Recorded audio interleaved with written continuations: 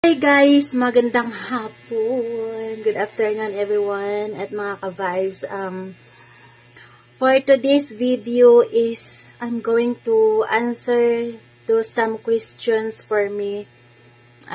Some of my followers o may nag-comment sa aking mga posts na katanungan. Charot.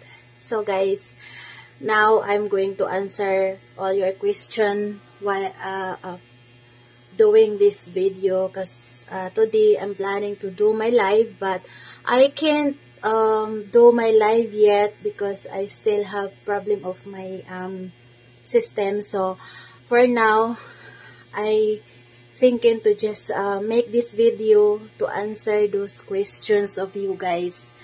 And I can't respond it one by one, so I gonna make a video for it. And if you guys who's asking me, if you watch this video, I hope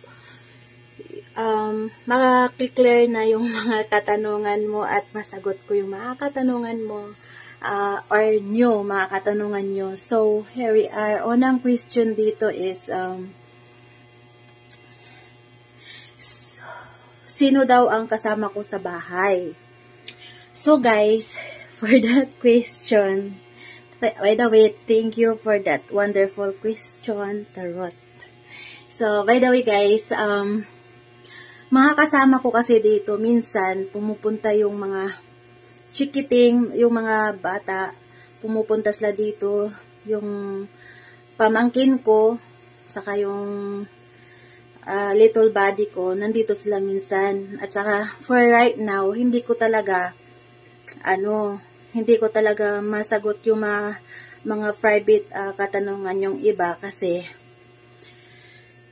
nag-iisa lang naman talaga ako lagi dito, guys.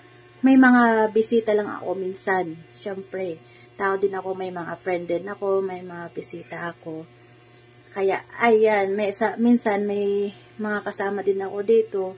At saka minsan, nag-iisa lang talaga ako. Charot. Ayan, sana masagot ko yung tanong na yan. So, pangalawa guys, the second question is, sino daw ang kasama ko pag kumain ako?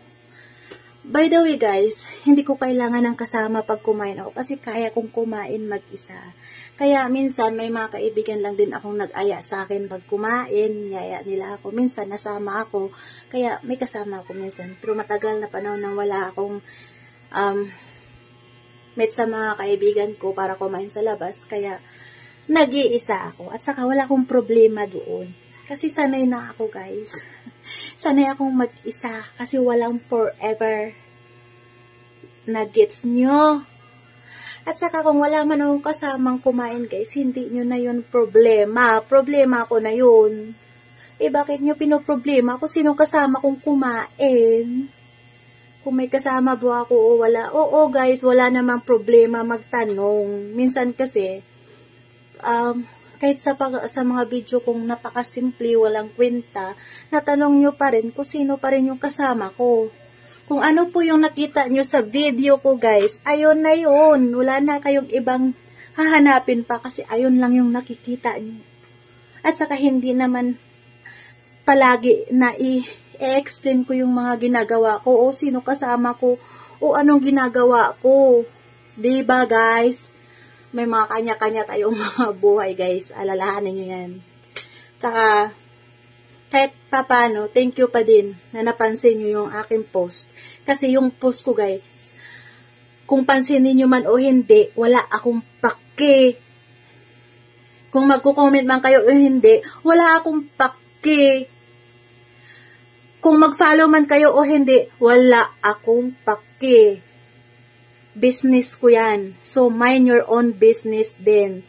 Alam nyo guys, talagang naniniwala na ako sa social media na kakagigil pala talaga. Kasi ginigigil nyo ako sa mga tanong nyo wala namang kakwenta-kwenta. Hindi na lang kayo manahimik kung ano nakikita nyo sa video ko. Kasi sa video ko, kung anong nandoon, ayun lang yun. Hindi nyo kailangan palaging itatanong kung ano pang mga tinatanong nyo. Ginigigil nyo ako eh. Charot, joke lang. Ayun guys, thank you, sana nasagot ko yung mga katanungan nyo. And ayan, gigilin nyo pa ako. Comment lang kayo pag ano pang itatanong nyo. Charot, bye-bye. Have a good day.